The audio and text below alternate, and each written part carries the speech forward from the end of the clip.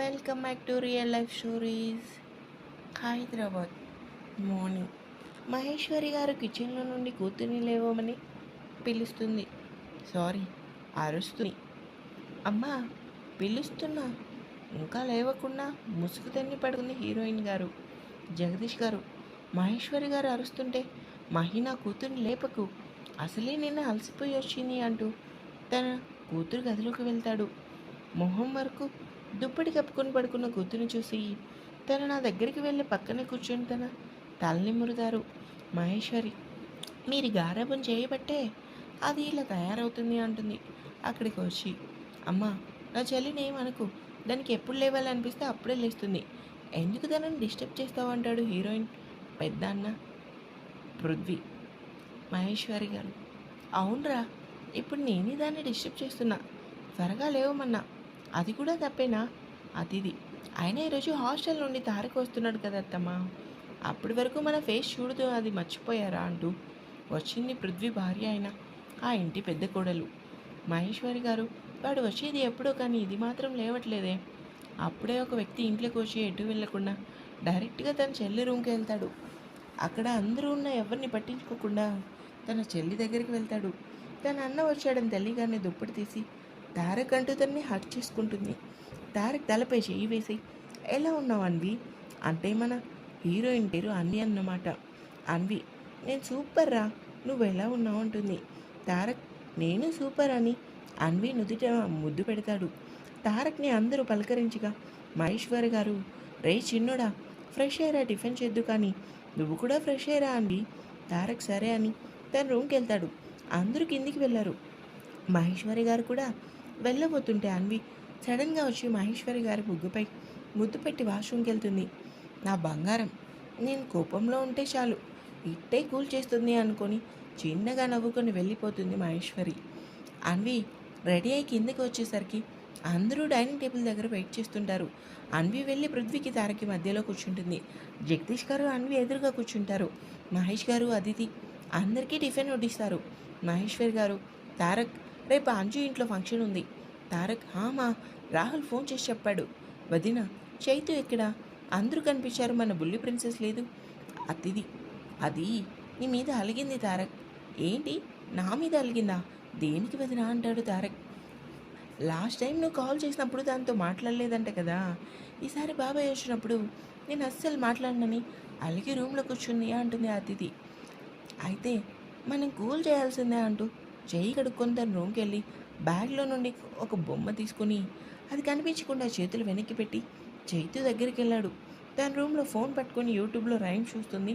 తను చైతు దగ్గరికి వెళ్ళి, ప్రిన్సెస్ ఏం చేస్తుంది అంటాడు తారక్. చైతు పలకదు. తారక్ ఏమో, ప్రిన్సెస్ బంగారం, బాబాయ్ వచ్చినా తలెత్తి చూడట్లేదు, ఏమై ఉంటుంది, కొంపదీసి నాతో మాట్లాడదా? చైతు కోపంగా తారక్ వైపు చూసి మళ్ళీ ఫోన్లో తల పెడుతుంది.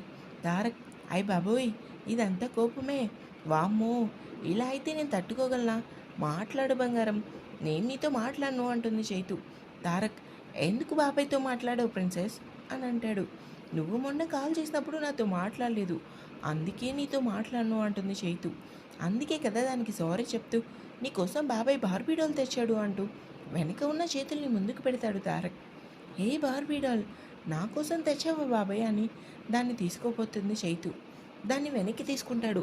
ఇప్పటి వరకు నాతో ఎవరో మాట్లాడను అని చెప్పారు, ఇప్పుడు మాట్లాడతారా ప్రిన్సెస్? మాట్లాడతాను బాబాయ్ అని తారక్ బుగ్గపై ముద్దు పెట్టి బొమ్మను తీసుకొని లవ్ యూ బాబాయ్ అని హక్ చేసుకుంటుంది చైతు. దాట్స్ మై గర్ల్ అంటూ చైతుని ఎత్తుకొని అందరి దగ్గరికి వెళ్తాడు తారక్. అందరికీ చూపిస్తూ నా కోసం బాబాయ్ బార్బీడోల్ తెచ్చాడు అంటూ గొప్పగా చెప్తుంది చైతు. ఏరా, దానికి నాకేం తీసుకురాలేదా అంటుంది అన్వి. అయ్యో సారీనే, మర్చిపోయాను, ఈ ఒక్కసారికి ఎక్స్క్యూజ్ చేయి అని అంటాడు తారక్. అన్వి పోరా అంటూ బొంగ మూతి పెడుతుంది. తన ముందు ఏదో కీ ఉంటుంది. అది తీసుకొని చూస్తే అది ఏదో బైక్లా ఉంది. అది ఎవరు పెట్టారా అని చూస్తే పృథ్వీ తన ఎదురుగా కనిపిస్తాడు. ఏంటని ఆ కీ పెట్టావు? పృథ్వీ అన్విని లేపి తన కాళ్ళని చేతులతో మూసేసి కళ్ళని బయటికి తీసుకెళ్తాడు. అన్నయ్య, ఎక్కడికి తీసుకెళ్తున్నావు అంటుంది అన్వి. అందరూ వాళ్ళ వెనకే వెళ్తారు. పృథ్వీ బయటికి తీసుకొచ్చి అన్వి కళ్ళపై నుండి చేతులు తీస్తాడు.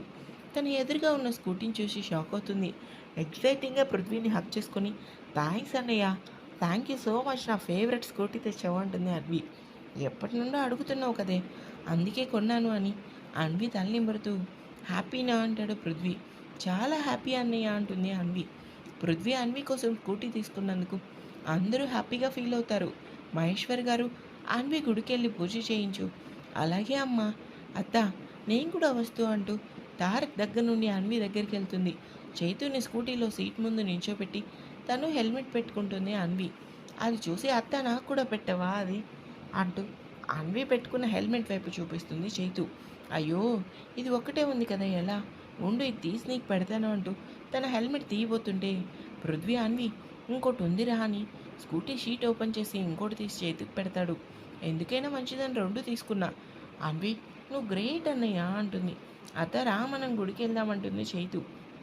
అన్వి స్కూటీపై కూర్చొని స్టార్ట్ చేశాక అన్వి చైతు అందరికీ బాయ్ చెప్పి గుడికి వెళ్తారు. మిగిలిన వాళ్ళు లోపలికి వెళ్తారు. జగదీష్ గారు కాలేజ్ ప్రిన్సిపల్, మహేశ్వరి గారు హౌస్ వైఫ్, వాళ్ళకి నలుగురు పిల్లలు. వాళ్ళే పృథ్వీ, తారక్, అన్వి, అంజు. పృథ్వీ పెద్ద కొడుకు, తారక్ అన్వి ఇద్దరు కవలలు, అంజు చిన్న కూతురు. పృథ్వీ సాఫ్ట్వేర్ జాబ్ చేస్తున్నాడు. అతిథి పృథ్వీ భార్య, ఆ ఇంటి పెద్ద కోడలు చైతు, చైతన్య. అతిథి పృథ్వీల కూతురు.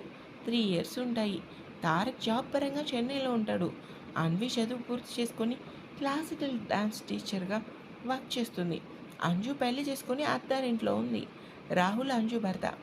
తారక్, అన్వి, రాహుల్ ముగ్గురు కాలేజ్ డేస్లో ఫ్రెండ్స్.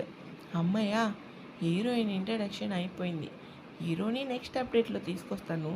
అంతవరకు సబ్స్క్రైబ్ చేసుకొని లైక్ చేయడం అయితే అస్సలు మర్చిపోవద్దు.